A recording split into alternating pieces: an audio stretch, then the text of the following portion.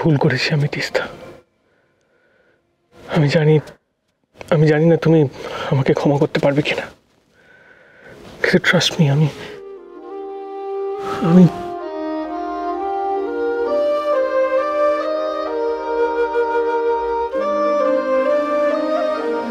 এতদিন এত কিছু মেনে নিয়েছি সাত্তকী,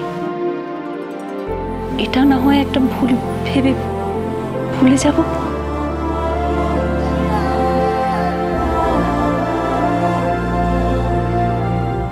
কষ্ট হচ্ছে, কিন্তু আমি জানি ভালোবাসা হারানোর কষ্টের কাছে কষ্ট কিছুই নয়। এইভাবে বলো না প্লিজ। না সাত্তকী, যা হচ্ছে সেটা তো ভালোবাসার জন্যে। আমি তাই ভেবে দেখলাম আমার এই শেষ সম্বলটুকু, আমার ভালোবাসা আমি বাঁচিয়ে রাখবই।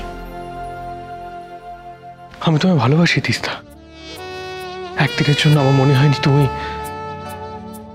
আমি জানি সাত্তকী তুমি আমাকে ভালোবাসো,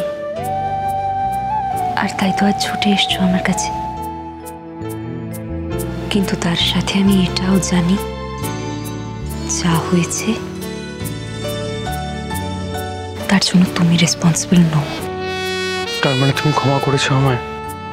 সাত্তকী, ক্ষমা করার কোনো যোগ্যতা বা ক্ষমতা কোনোটাই আমার নেই। আমি তোমায় ভালোবেসেছি আর ভালোবাসতেই পারি, কিন্তু এভাবে আমি সরি সাত্তকী, আবার ঘুরে ফিরে সেই এক প্রশ্ন করতে বাধ্য হচ্ছি। কিন্তু বলো তো, এভাবে আর কতদিন হবে? আমারও তো কিছু স্বপ্ন আছে, কিছু ইচ্ছে আছে। এতদিন শুধু তোমার কথা ভেবে আমি কিচ্ছু বলিনি, সব মুখ বুজে সহ্য করেছি। কিন্তু এখন আমার মনে হয় তোমার একটা ডিসিশন নেবার সময় হয়ে গেছে।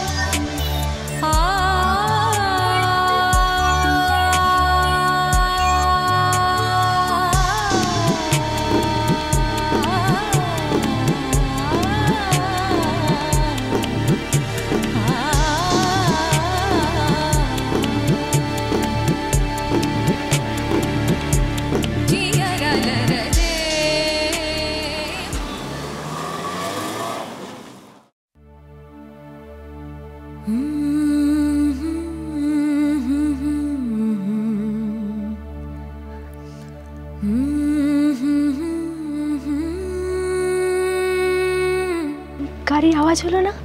তাহলে কি ও এসেছে?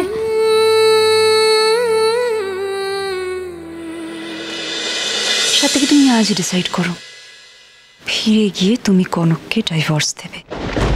তিস্তা, এভাবে হুট করে কি করে?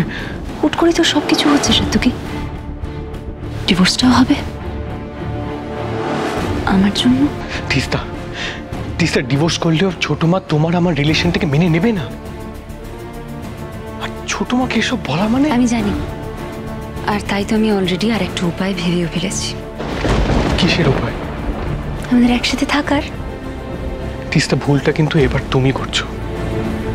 এটা করতে গেলে আমাদের সবকিছু। সাত্তকী, আগামী 1 মাসের মধ্যে তুমি সবকিছু মিটিয়ে ফেলো, আর তারপর আমাকে নিয়ে ইউএস চলো। অবাক হচ্ছ কেন? এর থেকে বেটার কোনো অপশন আছে তোমার কাছে? তিস্তা, ভালোবাসো তো আমায়? হ্যাঁ বাসি, কিন্তু সত্যি যদি ভালোবাসো তাহলে এটাই হবে তোমার ভালোবাসার প্রমাণ। বলো, রাজি? তিস্তা, তুমি একটা উইয়ার্ড কথা। সাত্তকী, হ্যাঁ না না। সাত্তকী, আজ যেটা ঘটিয়ে এসেছো তুমি, তার জন্য সরি চাইছো।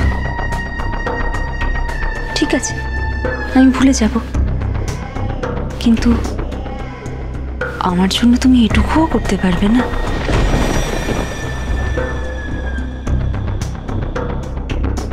কি তো ভাবছো সাত্তকী? আমার জন্য প্লিজ।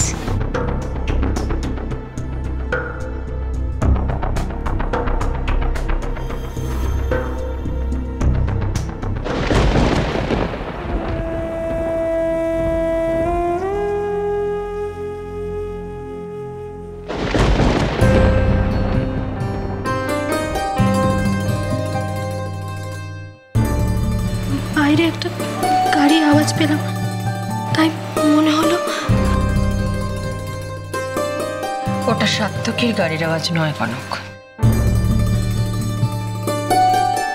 ফোন করছো না কেন ওকে? কেন জিজ্ঞেস করছো না ও কোথায় আছে, কতক্ষণে বাড়ি আসবে? বাইরে আছে মা। ফোন করে বিরক্ত করলে যদি রাগ করে? কনক, এটা তোমার জানার অধিকার আছে। ও কেন রাগ করবে? ও তোমার দূরের কেউ। আচ্ছা বেশ, আমি জিজ্ঞেস করছি।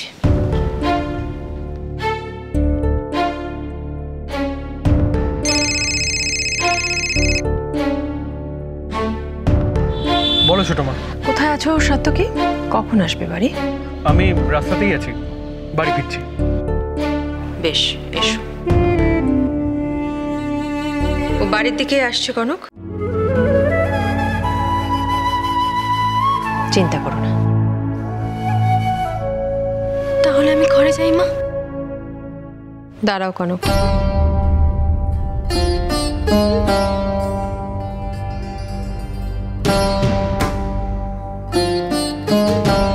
তোমার উপর আমার ভরসা আছে কনক, সম্পূর্ণ বিশ্বাস আছে আমার তোমার উপর। তুমি যেভাবে এ বাড়ির প্রত্যেকটি সদস্যকে ভালোবাসায়, মমতায়, স্নেহে আপন করে নিয়েছো, আমার স্থির বিশ্বাস দেরিতে হলেও তুমি এরকমই ভালোবাসায়, নিষ্ঠায়, স্নেহে সাত্তকীর জীবনও রঙিন করে দেবে। সাত্তকীর পাশে তুমি সব সময় যে কোনো বিপদে থাকবে, এ আমি জানি।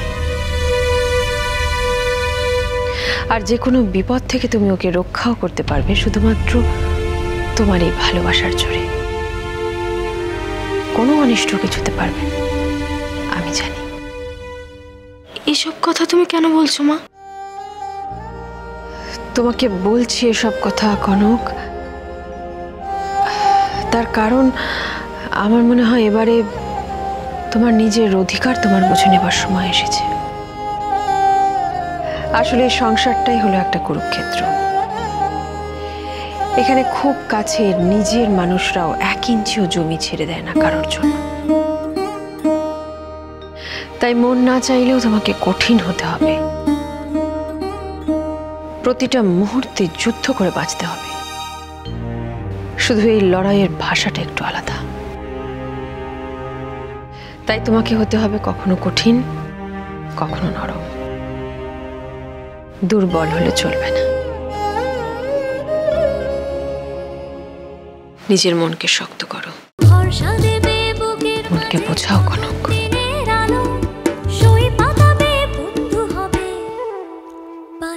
তাকে ভালো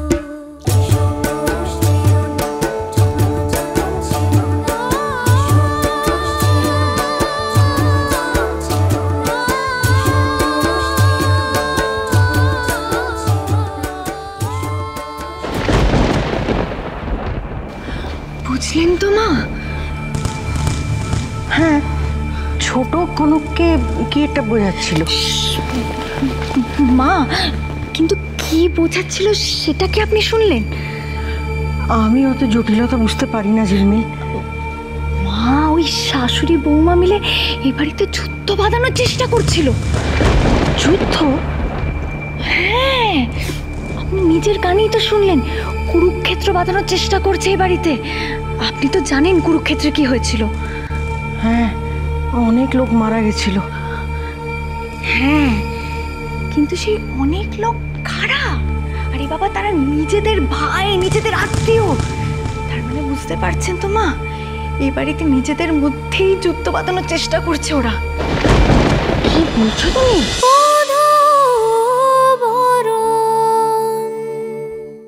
স্টার জলসার প্রিয় শো দেখার জন্য সাবস্ক্রাইব করুন আমাদের ইউটিউব চ্যানেলে এবং আপডেটেড থাকার জন্য প্রেস করুন বেল আইকন। চলো চলো চলো চলো পাল্টাই।